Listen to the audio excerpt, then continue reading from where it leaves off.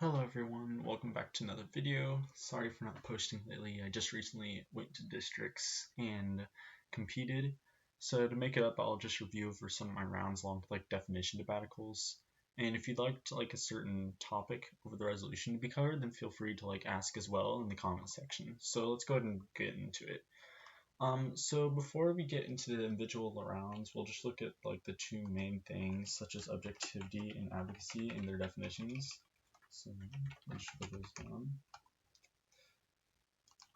Advocacy. Oh, my brain's not working today. Okay. So it's just mainly definitions that I've discovered on the topic, and the more common objectivity definition that's used in my district.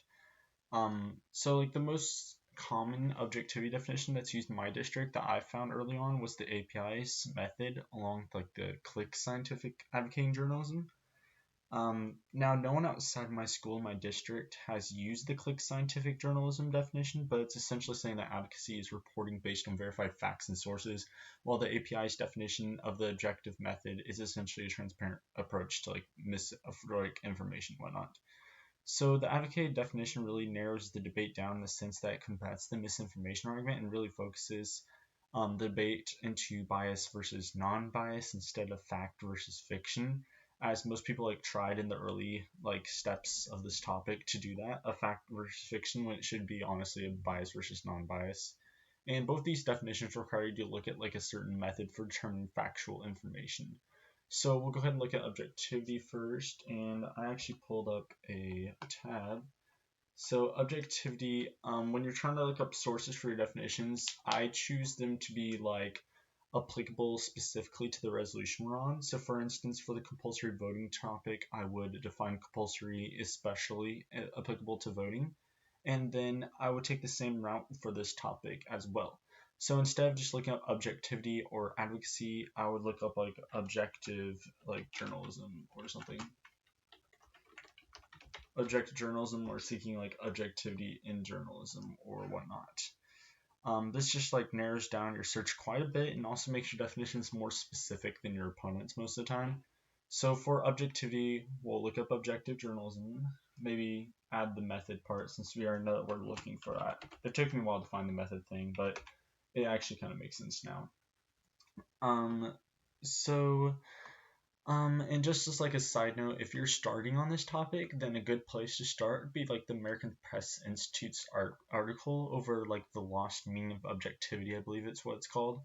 So anyways, back to objective journalism definitions. The one that I've seen a lot of people use is currents terms, but additionally some people go through API.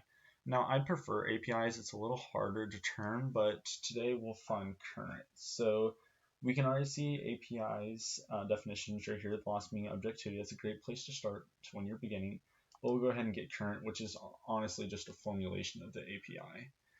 So we won't go into the whole article, but the main part we're going to focus is on the direct articulation of objectivity in the article through API's definition. So if we look through this paragraph right here, we'll find it. So right now here we see that the current formulation of API's guide is right here when they say that the American Press Institute created a guide to the basics of journalism that says the initial intent was not to deny bias but to work around it. In other words, the word objective was never really to describe the journalist but the process. The guide states objectivity called for journalists to develop a consistent method of testing information, transparent approach to evidence, precisely so that personal and cultural biases would not undermine the accuracy of their work. And it talks about how the method is objective, not the journalist, and the key was in the discipline or the craft, not the aim. So we're obviously probably just going to use this part inside this article, and then we go back to the document. This would be the objectivity, and then it's as simple as just pasting the thing. And Control-Shift-V didn't work, so actually let's try the other way. I haven't done that way in a while. Okay, so there we go. So we went ahead and pasted text. So we'll just cut a card really quick, maybe a little teaser for future videos. So when you copy a text down, I first simply cut it down into a carded form. Now you can also summarize it as long as you don't change the interpretation according to in-state rules, but in some districts it's really looked down upon. So the first thing we want to do is underline the most important parts of the passage, which we'll say it's where the start where it talks about what the guide says. So we'll start in other words all the way down to the end of the quote and click the underline command or F9 if you want to use that instead. And then you could also, from there, you could bold certain parts you want to emphasis on, and you could, or like the most dominant parts of an article, like statistics and whatnot. It just all depends on what you prefer. And personally, I don't like bolding text in all my cards. It just distracts me more, and I don't really like doing that. And once you get like enough info on your evidence points, then it's better. And then after you do that, you just highlight the certain parts you read or the parts you cut down. So in this, we'll talk about how we'll talk about how the guide states that objectivity. Oh, I don't have my text highlighter set. Okay. We'll set to green. We'll talk about how objectivity, and then when you're going to add something, use brackets, but I wouldn't recommend adding more than one word and don't change the interpretation. But objectivity is a consistent method of testing information, a transparent approach to evidence,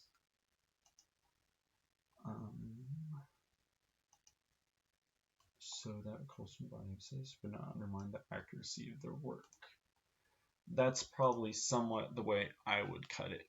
So you highlight the parts we read over, and we read it to ourselves just to make sure it sounds cohesive, and that's why I added the is part. So it says objectivity is a consistent method of testing information, a transparent approach to evidence so that your personal and cultural biases would not undermine the accuracy of their work.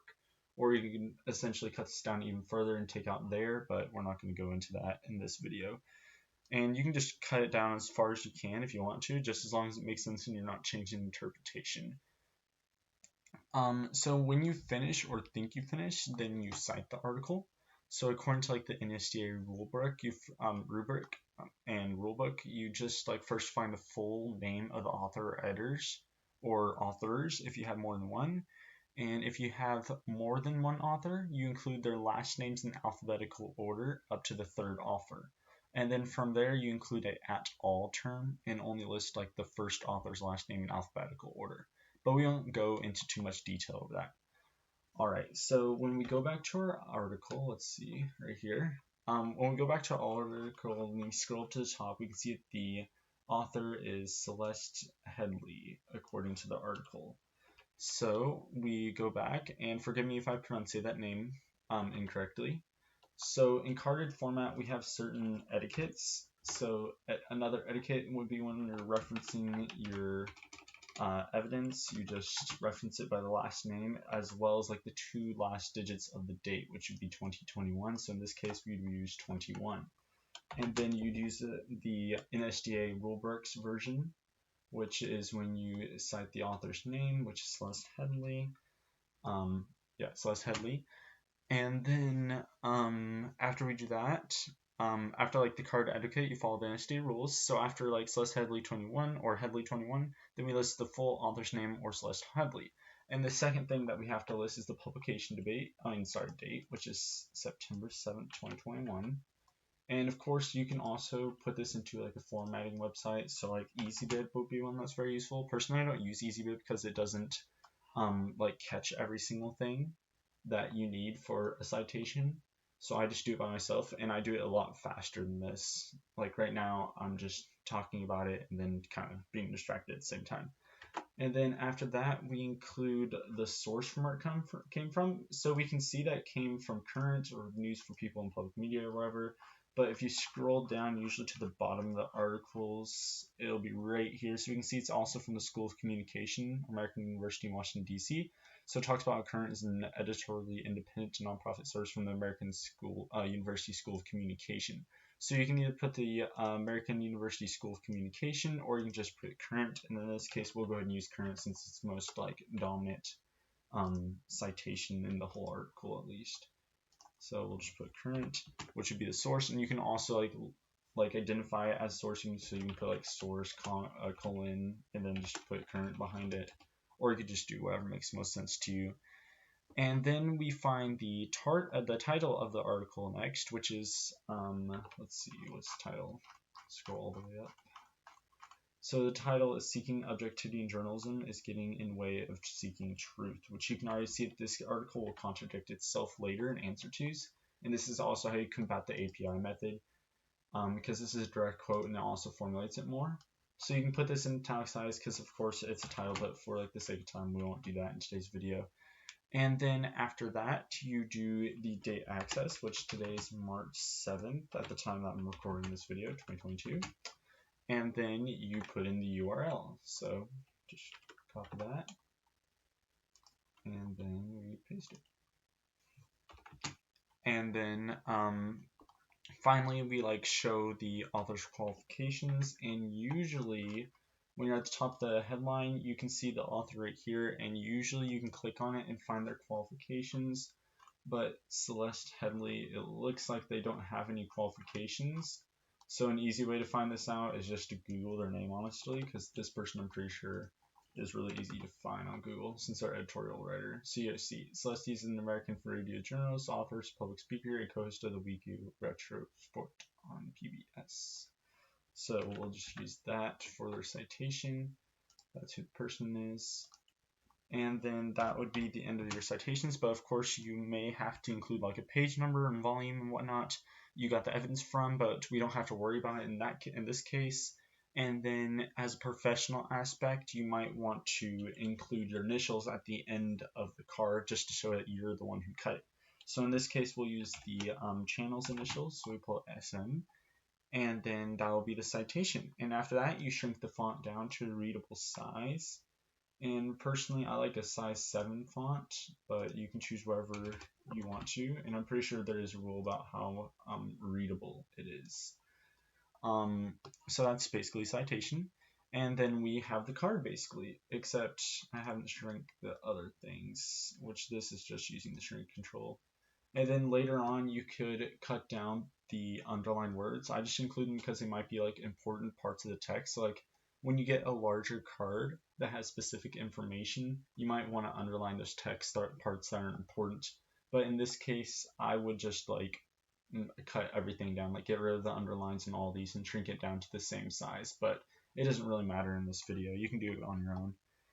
So we won't spend that much time describing and going into depth about an advocated journalism card, but I have a copy of it, so I'll just place that into the thing. Bring up the document, but there we go. So it looks about like that right there. So we did it by Dana Givens according to the click, and we'll go ahead and wait. Yeah, it's control click, isn't it? Yeah. No? Control click. There we go. Okay. So we did by Danny Givens, which is essentially a it's like a actual example that they use of journalism, of advocated journalism. And essentially what they point out like the specific time in like when advocated journalism is used. So let's see, where do we start quoting this? Yeah, so we start from right here. And you want to like at least include a paragraph after and in between it. So all the paragraphs that are in between it you want to include. So we would include that, and then eventually after we cut it down enough, it would just look like this form right here, and you can cut it down further. The problem about this card is, I don't know if you can see on your screen, but it says how we have talked about objectivity is one of the foundations of journalism. I wouldn't know if you could bring up that, because that could be like used inversely or like against you. I've had a lot of opponents do that, and that's why I took that part out. But for me personally, it doesn't really matter because the term prioritize works inversely in the debate, because you can talk about how you're prioritizing advocacy over objectivity on your side, or you're prioritizing objectivity over advocacy in this case. Either way, it doesn't really matter, but it just, some people just make up that argument. And that's what most people default to when they're debating it too. So essentially, the objectivity definition is saying that objective journalism is based on the weight of the evidence perspective, where the journalist finds a way to approach evidence for the best sources. This makes objectivity seem to be better than advocacy at first sight, in how it shows that we should minimize misinformation and minimize the amount of like fake news that we report on supposedly. And then additionally, the advocacy definition is essentially talking about how journalism is founded on scientific foundations based on verifications. So this directly refutes the most common affirmed argument in misinformation, as you can also show it is a form of propaganda or disinformation, which disinformation and misinformation are completely different from each other. The main difference is that disinformation is essentially made up news or sources, and it's essentially false balance, which you could talk about how that's not advocacy or advocated journalism. That's why you need to know the different types of journalism and the difference between them. Oh, and then one thing that we forgot is on these, you might have a tagline as well if you want to. So you could say, objectivity is a method on this one. And then you could say for the given evidence, you could say that advocacy is based on facts or something like that. And you just make like a short tagline for it. So now we'll just review districts since I already went out to that. So round one was probably the easiest out of all of them. Now I won't disclose any of the frameworks or evidence points this time because some people have really unique approaches to their framework and I choose to keep like their information confidential. So they were the affirmative first round and they ran three contentions. They talked about the trust in the press and how an objective press is needed for that, and how without trust in the press, then pretty much the press wouldn't exist whatsoever. And then their second contention was about censorship. This is sort of like misinformation point, along with them talking about how private entities invest in or own the press and such. And then their final contention was about the fear and mistrust caused by an advocated press. So on the first contention, I pretty much said three main things and then some underlying specific refutations about their evidence. But like the three main things I did was extend the definition of advocacy along with like the violation of democratic ideals, and finally I attacked solvency. So the definition of advocacy, I talked about how with the distinction that the most affirmatives provide, that we can see there's literally like no difference between the two sides of what they're trying to do. And we can also see that advocacy is fact-based, so there's no reason to do the affirmative. This attack was pretty much talking about how we aren't debating the information in the debate, but rather how the press reports on it, whether to advocate or their objective, and limiting the debate down to like biases and not having biases, and like pushing progressive ideals or pushing like non-biased ideals or whatever. Since the resolution isn't a fact versus fiction resolution, we can see that that still upholds. And then the second thing I talked about was democratic ideals. I talked about how any prioritization of objectivity is a limitation of the press's free speech in some way, which is essential to democracy. I talked about how we can see that according to the First Amendment of one of the recognized democracies of the world, which is the United States, even though I wouldn't consider it a full democracy and it's a self-proclaimed republic, but in their constitution it says that Congress shall make no law respecting an establishment of religion or prohibiting the free exercise thereof, or abridging the freedom of speech or of the press, or the right of the people to peacefully assemble and petition the government for redress of grievances. And so I talked about how this thus branches out to be like a dual refutation against the firm themselves, because now they have to prove how an advocated press is not essential to democracy, and they also must demonstrate how an objectivity is not against democratic ideals. And if they can't do that, then they step outside the resolution, and they have to lose around that case because they're stepping outside the term in a democracy, because you show how they violate democratic ideals. And even if they say that this is only one democracy is still enough, because it's like in a democracy. We're not talking about like an overgeneralization. We're just talking about like any said democracy. So if it like violates one democracy's ideals, then it's just immoral in general, or you could say bring up a point like that. And then finally, I attacked and talked about solvency. So I talked about how objectivity doesn't even solve for misinformation, about how the truthfulness of the information isn't the debate, and I talked about how it's a related report. So with my opponent's argument, I said that we could see how that objective journalism may also report like objectivity over fake news, and it just makes it where the press lies to people, then they won't be as skeptical and fall into like falsifications. And about how we aren't debating the truthfulness of information, but rather the method of reporting. So the firm is stepping outside the resolution, and I said that we could see that the trust is diminished and the impacts will be like further exacerbated because the people will be less skeptical. And then of course you can also cross-apply like the real examples and like real points I did, but that seems like too extensive and I won't bring them up inside today's video. Now this first round debate was very basic and very easy, and mostly revolved around the progressive style, while I want everything on the flow and to the judge personally. And then when we look at the best negative I hit in the tournament, that was around round 4, so we'll just go ahead and skip the ones before that. And for some reason all the negatives I hit in this tournament were pretty bad. Not all the negatives were bad, but like in the whole tournament, but I kept winning like coin flips during the out rounds and everything, and I prefer the negatives, so all I hit were pretty much affirmatives later on in out rounds, but in preliminary rounds, all the negatives were bad in there. Now, this person was talking about how objectivity exacerbates oppression with the gatekeeping and information, essentially. And then they also had a second contention about the ought implies can evaluation, or just talking about how objectivity is impossible. Now, this round was also easy because like most of the refutations they used in my case were pretty much easy and generic and were essentially like extensions of their NC. So I easily got through both sides of the flow. And then additionally, their own case contradicts itself because they essentially talked about how objectivity harms minorities in the status quo, when later saying that objectivity wasn't possible. The problem with their NC was that it was debating like pure objectivity versus imperfect definition of advocacy. Um, and then also, this round, my opponent was scrambling a little in the sense that they brought up an observation about how we should like protect minorities or whatever, and like how that's good. Which I just talked about progressive movements and objectivity religion, legitimizes them.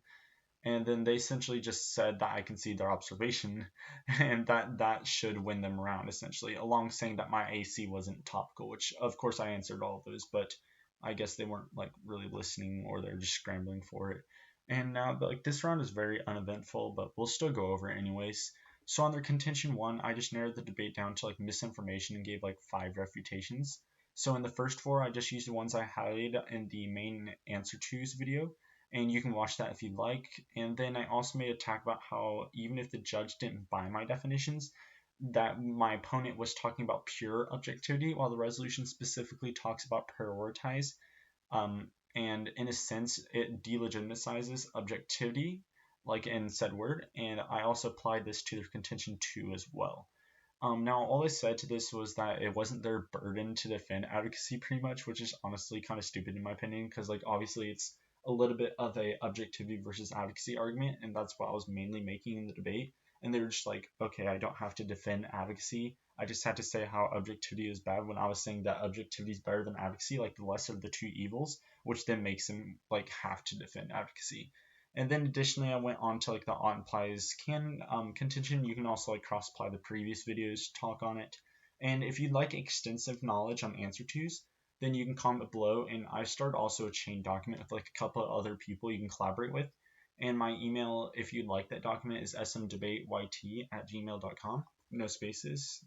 And then so to keep this video short and from being too long, we'll just look at the hardest round of the tournament, which is around, I think, round 6, with my opponent as the affirmative. And now my round 6 opponent was the best person I debated against in this tournament, and they certainly knew how to debate all parts of the flow. On the contention level debate, they were smart and narrowed the debate down to a certain category to help focus the debate. So I think every affirmative should do this. It may be negative possibly, just like narrow the debate down to a specific instance in which you might defend. I think I would do that as affirmative mostly. Actually, no, negative would work very well too because you're defending advocacy. So I would just like narrow it down to a specific like civil rights movement, or I would narrow it down to like something more specific. So we won't go into too much detail of the round, but I remember specifically that they won the framework debate and that I won the contention level debate essentially. So my opponent ran climate change, and that's how they narrowed down the resolution. And they talked about how an advocated press doesn't help with it, and essentially talks about how we need objectivity to address climate change. And additionally, they also talked about democracy and how an advocated press ties into war and extinction impacts. Now, anyone that is on the collaboration document or has watched previous videos knows how I would respond against democratic ideals argument, that as for climate change, I brought up 4 refutations and an alternative. So I talk about how objectivity can't possibly be solved with the subjectiveness of information and personal beliefs and contradictions within objectivity. And I also talk about how people have contradictions of what they consider the truth, and objectivity must display that.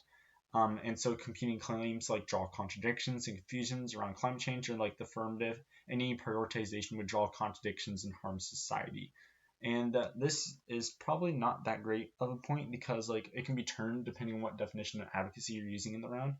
But during like the round, they were going to use the method-based definition of objectivity, but they knew that I had refutations specifically against that. Which, speaking of which, we'll go ahead and go and highlight over those specific definition debate of objectivity. So if you look in the current article for objectivity, let's see. Let's see.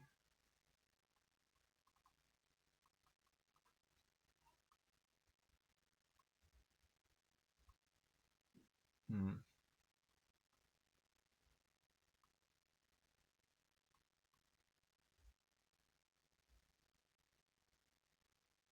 Okay, so this would be like a one instance right here in which you can quote how objectivity is bad. And then there's several other discussions. I don't know. There's like essentially about white nationalism. It also talks about this in this card, and then it also talks about how like the appearance objectivity makes it where they essentially limit the people who are hired. So that essentially goes against the people, and you can talk about how that violates democratic ideals.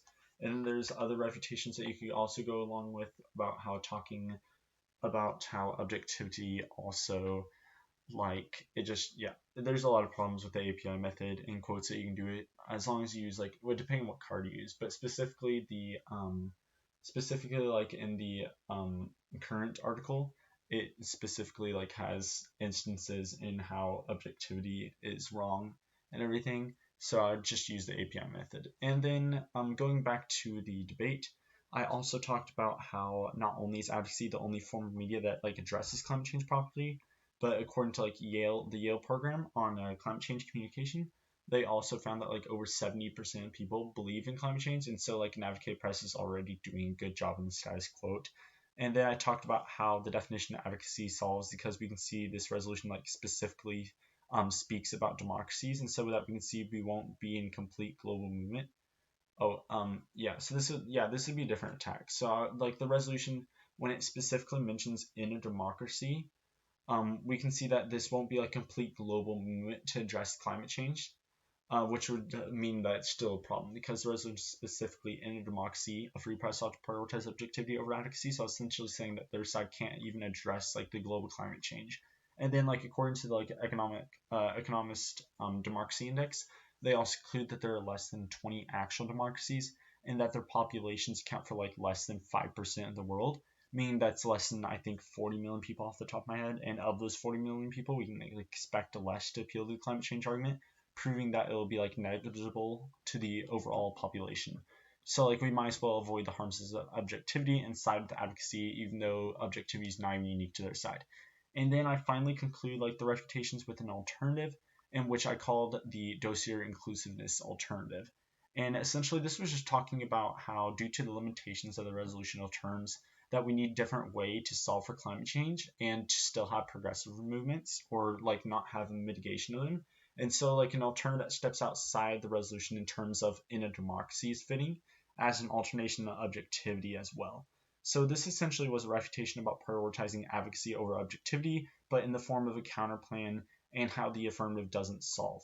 Now, my opponent did a very good job at addressing the flows, so we'll just focus on the response to the alternative in this video though, so this video doesn't get too lengthy. So they pretty much just talked about how they use statements they use statements to the effect of how I define proof to make an objective stance have more weight, if that makes sense. This is very clever refutation in my opinion, and I had a block to it against it, although, but my response wasn't very warranted against it for defending the method of proof, which I probably should have focused more on that. So in conclusion, I consider this topic a huge success in the NSDA's topic list part. Just remember to find a way to make your alternative and your affirmative negative case unique, and just remember to always have solvency in whatever side you have. Always pay attention during your opponent's speech as well. That's the most frustrating thing in a round, is when they say you conceded something when you obviously didn't. And like parent judges, they don't really pay attention sometimes. And then also don't be afraid to get clarification and cross, and please get an answer straightforwardly on either side, on the other side. So if you agree with them, it doesn't mean they automatically win. I know way too many people in which I clarify something they've said, they're like, well, okay, that could work that kind of way, like that kind of response, and just don't be that person. Just answer directly. If it's a yes or no question, just answer yes or no. And then also remember to have like plenty of ethos in debate. I feel as though like a lot of people are losing ethos in my district personally, and whoever has it honestly has a ton, like they're a ton more convincing than people that don't have ethos. And then finally, just like push only a couple points in the round. You don't have to win the entire flow. Just try to remember the most important parts of it. Which in this topic, I would say the most important topic, like parts of it, would be like the democratic ideals part, and then you can also the like on my round it would have been the counterpoint, which I addressed that, but I didn't address like the method of information retention. And then that draws us to the end of our video, guys. Please like, share, and subscribe, and comment below if you have any questions or input. And I'll see you in the next one. Thank you for watching.